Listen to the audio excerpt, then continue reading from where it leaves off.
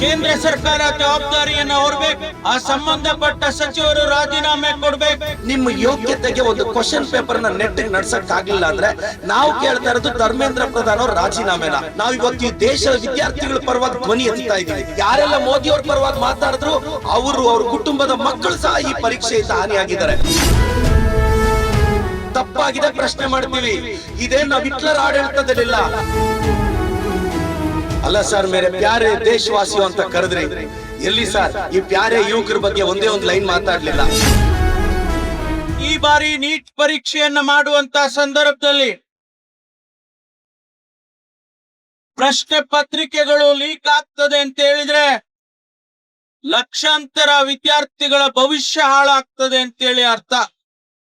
ಯಾರು ಚೆನ್ನಾಗಿ ಓದ್ತಾರೆ, ಮೆರಿಟ್ ಅಲ್ಲಿ ಬರ್ತಾರೆ, ಅವರಿಗೆ ಪ್ರಶ್ನೆ ಪತ್ರಿಕೆಗಳು ಲೀಕ್ ಆಗಿ ಆ ಪತ್ರಿಕೆಗಳನ್ನು ಉಪಯೋಗ ಮಾಡಿ ಪರೀಕ್ಷೆ ಬರೀತಾರೆ ಅಂತ ಹೇಳಿದ್ರೆ ವಿದ್ಯಾರ್ಥಿಗಳ ಭವಿಷ್ಯ ಏನಾಗ್ತದೆ ಅಂತ ಹೇಳಿ ತಾವು ಯೋಚನೆ ಮಾಡಿ. ಅದನ್ನ ಪ್ರಶ್ನೆ ಮಾಡ್ತಕ್ಕಂಥದ್ದು ನಮ್ಮ ಕರ್ತವ್ಯ, ನಮ್ಮ ಹಕ್ಕು. ಕೇಂದ್ರ ಸರ್ಕಾರ ಜವಾಬ್ದಾರಿಯನ್ನು ಹೊರಬೇಕು. ಆ ಸಂಬಂಧಪಟ್ಟ ಸಚಿವರು ರಾಜೀನಾಮೆ ಕೊಡ್ಬೇಕು, ಜವಾಬ್ದಾರಿಯನ್ನ ಹೊರಬೇಕು ಅಂತೇಳಿ ಸಂವಿಧಾನಾತ್ಮಕವಾಗಿ ನಮಗೆ ದಕ್ಕಿರ್ತಕ್ಕಂತ ಶಾಂತಿಯುತ ಪ್ರತಿಭಟನೆಯನ್ನ ಮಾಡ್ತಕ್ಕಂಥದ್ದು ನಮ್ಮ ಹಕ್ಕು. ಇವತ್ತು ದೆಹಲಿಯಲ್ಲಿ ನಮ್ಮ ನಾಯಕರುಗಳು ಶ್ರೀ ರಾಹುಲ್ ಗಾಂಧಿ ಅವರು, ಪ್ರಿಯಾಂಕಾ ಗಾಂಧಿ ಅವರು, ಮಲ್ಲಿಕಾರ್ಜುನ ಖರ್ಗೆ ಅವರು, ನಮ್ಮ ಅಧ್ಯಕ್ಷರು ಮತ್ತು ಅನೇಕ ಮುಖಂಡರುಗಳು ಶಾಂತಿಯುತ ಪ್ರತಿಭಟನೆಯನ್ನ ಮಾಡ್ತಕ್ಕಂತ ಸಂದರ್ಭದಲ್ಲಿ ನಿನ್ನೆ ದಿವಸ ಅವರನ್ನ ಅರೆಸ್ಟ್ ಮಾಡ್ತಾರೆ. ಈ ದೇಶದಲ್ಲಿ ಪ್ರಜಾಪ್ರಭುತ್ವದ ವಿರುದ್ಧವಾಗಿ ವಿರೋಧ ಪಕ್ಷದ ನಾಯಕನನ್ನ ಅರೆಸ್ಟ್ ಮಾಡ್ತಕ್ಕಂಥದ್ದು ಎಷ್ಟು ಸರಿ ಅಂತೇಳಿ ಜನ ಇವತ್ತು ಇಡೀ ದೇಶದಲ್ಲಿ ಗಮನಿಸ್ತಾ ಇದ್ದಾರೆ. ಸ್ನೇಹಿತರೆ, ನಮಗೆ ಯುವಕರ ಭವಿಷ್ಯ ಮುಖ್ಯ. ಜನಸಂಖ್ಯೆಯ 60% ಇವತ್ತು ಯುವಕರಿದ್ದಾರೆ. ಕರ್ನಾಟಕದಲ್ಲಿ 1,90,00,000 ಯುವಕರು 16 ವರ್ಷದಿಂದ 35 ವರ್ಷದ ವಯೋಮಿತಿಯಲ್ಲಿ ಇದ್ದಾರೆ. ಅವರ ಭವಿಷ್ಯ ಮುಖ್ಯ, ಅವರ ಶಿಕ್ಷಣ ಮುಖ್ಯ, ಅವ್ರಿಗೆ ಕೊಡ್ತಕ್ಕಂತ ಉದ್ಯೋಗ ಮುಖ್ಯ ನಮಗೆ. ಅದಕ್ಕಾಗಿ ನಾವು ಶಾಂತಿಯುತ ಹೋರಾಟವನ್ನ ಮಾಡ್ತಾ ಇದ್ರೆ ನಮ್ಮ ನಾಯಕರನ್ನ ಅರೆಸ್ಟ್ ಮಾಡ್ತಕ್ಕಂತ ಕೆಲಸವನ್ನ ಮಾಡ್ತಾರೆ. ನಾನು ಅದನ್ನ ಖಂಡಿಸ್ತೇನೆ. ಈ ದೇಶದಲ್ಲಿ ಪ್ರಜಾಪ್ರಭುತ್ವ ಉಳಿಬೇಕು. ಯುವಕರ ಭವಿಷ್ಯ, ಯಾರು ಈ ದೇಶವನ್ನ ಕಟ್ತಾರೆ ಯುವಕರು, ಅವರ ಭವಿಷ್ಯ ಬಹಳ ಮುಖ್ಯ ಅಂತಕ್ಕಂಥದ್ದು ಇವತ್ತು ನಮಗೆಲ್ಲ ತಿಳಿದಿರ್ತಕ್ಕಂಥದ್ದು. ಹಾಗಾಗಿ ಇವತ್ತು ತಾವೇನು ಈ ಪ್ರತಿಭಟನೆಯನ್ನ ಮಾಡ್ತಾ ಇದ್ದೀರಿ, ನಾನು ಆಕಸ್ಮಿಕವಾಗಿ ಈ ಜಿಲ್ಲೆಯ ಪರಿವೀಕ್ಷಣೆ ಮಾಡಬೇಕು ಅಂತೇಳಿ, ಪರಿಶೀಲನೆ ಮಾಡಬೇಕು ಅಂತೇಳಿ ಬರದ ಪರಿಸ್ಥಿತಿಯನ್ನ ನಾನು ಒಬ್ಬ ಕಂದಾಯ ಸಚಿವನಾಗಿ ಇವತ್ತು ನಾನು ಈ ಊರಿಗೆ ಬಂದಿದ್ದೇನೆ.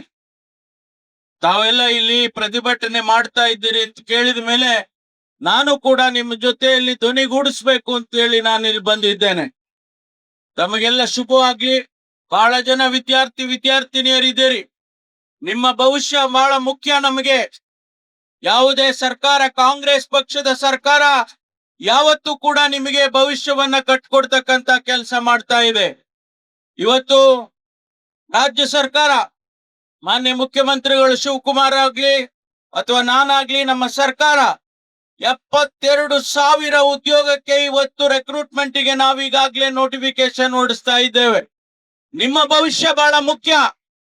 ಯಾರು ಡಿಗ್ರಿ ಮಾಡಿದ್ದಾರೆ, ಯಾರು ಇಂಜಿನಿಯರಿಂಗ್ ಮಾಡಿದ್ದಾರೆ, ಯಾರು ಮೆಡಿಕಲ್ ಮಾಡಿದ್ದಾರೆ, ಯಾರು BA BSc ಮಾಡಿದ್ದಾರೆ, ಅವರಿಗೆ ಕೆಲಸ ಕೊಡ್ತಕ್ಕಂಥದ್ದು ನಮಗೆ ಬಹಳ ಮುಖ್ಯ. ಅದಕ್ಕಾಗಿ ಮೊದಲನೆಯ ಕಂತು ಇವತ್ತು 72,000 ಹುದ್ದೆಗಳಿಗೆ ಪ್ರಕಟಣೆಯನ್ನ ಮಾಡಿದ್ದೇವೆ. ಮುಂದೆ ಭವಿಷ್ಯದಲ್ಲಿ ಇನ್ನೂ ಹೆಚ್ಚಿನ ರೆಕ್ರೂಟ್ಮೆಂಟ್ ಗಳನ್ನ ಸರ್ಕಾರದ ವತಿಯಿಂದ ಮಾಡ್ತೇವೆ ಅಂತಕ್ಕಂತ ಭರವಸೆ ಮಾತನ್ನು ಕೂಡ ನಾನು ಈ ಸಂದರ್ಭದಲ್ಲಿ ಹೇಳ್ತೇನೆ. ಚಿಕ್ಕ ಮಕ್ಳು ಹಾಕೋ ಡೈಪರ್ ಲೀಕ್ ಆಗಲ್ಲ, NTA ಮಾಡೋ ನೀಟ್ ಪೇಪರ್ ಲೀಕ್ ಆಗುತ್ತೆ. ಇದು ನಮ್ಮ ದೇಶದ ವ್ಯವಸ್ಥೆ. ನೋಡಿ, ಎಲ್ಲಾ ಯುವಕರಿಗೆ ನಾನು ರಿಕ್ವೆಸ್ಟ್ ಮಾಡ್ತಿದ್ದೀನಿ, ಕ್ವಶನ್ ಪೇಪರ್ ಲೀಕ್ ಆಗಿದ್ದೆ ನ್ಯಾಷನಲ್ ಟೆಸ್ಟಿಂಗ್ ಏಜೆನ್ಸಿ ಆಫೀಸ್ ಇಂದ. ಅದು ಕಂಟ್ರೋಲ್ ಮಾಡೋದು ಸೆಂಟ್ರಲ್ ಗೌರ್ಮೆಂಟ್. ಸೆಂಟ್ರಲ್ ಗೌರ್ಮೆಂಟ್ ನ ನಡೆಸ್ತಿರೋದು ಈ ದೇಶದ ಪ್ರಧಾನಿಗಳು. ನಾನು ಈ ದೇಶದ ಪ್ರಧಾನಿಗಳನ್ನ ಒಂದೇ ಒಂದು ಮಾತು ಕೇಳಕ್ ಇಷ್ಟಪಡ್ತೀನಿ. ನಿಮ್ಮ 56 ಎದೆ ಇಂಚಲ್ಲಿ ಒಂದೇ ಒಂದು ಇಂಚಲ್ಲಿ ನಮ್ಮ ಯುವಕರು ಮಕ್ಕಳ ಭವಿಷ್ಯದ ಬಗ್ಗೆ ಕಾಳಜಿ ಇಲ್ವಾ ಸರ್?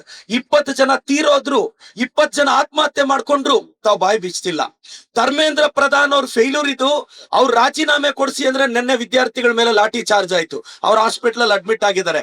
ನಮ್ಮ ಪರಮೋಚ್ಚ ನಾಯಕ ನಮ್ಮ ರಾಹುಲ್ ಗಾಂಧಿ ಅವ್ರ ಮೇಲೆ ನಮ್ಮ ಪ್ರಿಯಾಂಕಾ ಗಾಂಧಿ ಮೇಡಮ್ ನ ಅರೆಸ್ಟ್ ಮಾಡಿಸಿದ್ರು.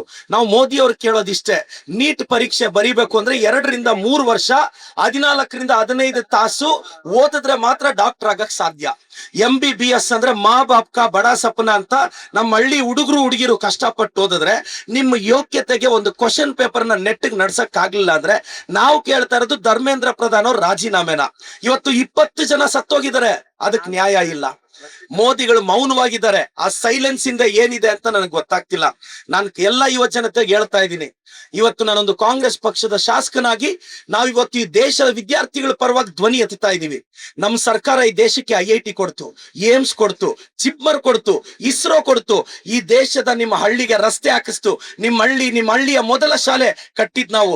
ಇಷ್ಟೆಲ್ಲ ನಾವು ಸಹಕಾರ ಕೊಟ್ಟು ನೀವೊಂದು ಪರೀಕ್ಷೆ ನಡೆಸ್ರಯ್ಯ ಅಂದ್ರೆ ನೆಟ್ಟಿಗೊಂದು ಪೇಪರ್ ನಡ್ಸಕ್ ಆಗ್ತಿಲ್ಲ. ಇದೇನೋ ಇದೊಂದು ಪೇಪರ್ ಲೀಕ್ ಆಗಿದೆ ಅಂತ ನಾವು ಸರ್ಕಾರನ ಬ್ಲೇಮ್ ಮಾಡ್ತಿಲ್ಲ. ಇದುವರೆಗೂ 80 ಕ್ವಶನ್ ಪೇಪರ್ ಕಳೆದ 10 ವರ್ಷದಲ್ಲಿ ಲೀಕ್ ಆಗಿದೆ. ನೆಟ್ಟಿಗೆ ಎಕ್ಸಾಮ್ ನಡ್ಸಕ್ ಆಗಲ್ಲ ಅಂದ್ರೆ ಇಂಥ ಎಜುಕೇಶನ್ ಮಿನಿಸ್ಟರ್ ನಮಗ್ ಬೇಕಾ ಅನ್ನೋದೇ ಎಂಟೈರ್ ದೇಶದ ಯುವಕರ ಪ್ರಶ್ನೆ. ಮಾನ್ಯ ಪ್ರಧಾನಿಗಳೇ, 2014ರಲ್ಲಿ ನೀವು ಪ್ರಧಾನಿ ಆಗಬೇಕು ಅಂತ ಬಂದಾಗ ನಿಮ್ಮ ಪರವಾಗಿ ನರೇಟಿವ್ ಸೆಟ್ ಮಾಡಿದ್ರಲ್ಲ ಯುವಕರು, ಆ ಯುವಕರ ಭವಿಷ್ಯ ಇವತ್ತು ಹಾಳಾಗ್ತಿರೋದು.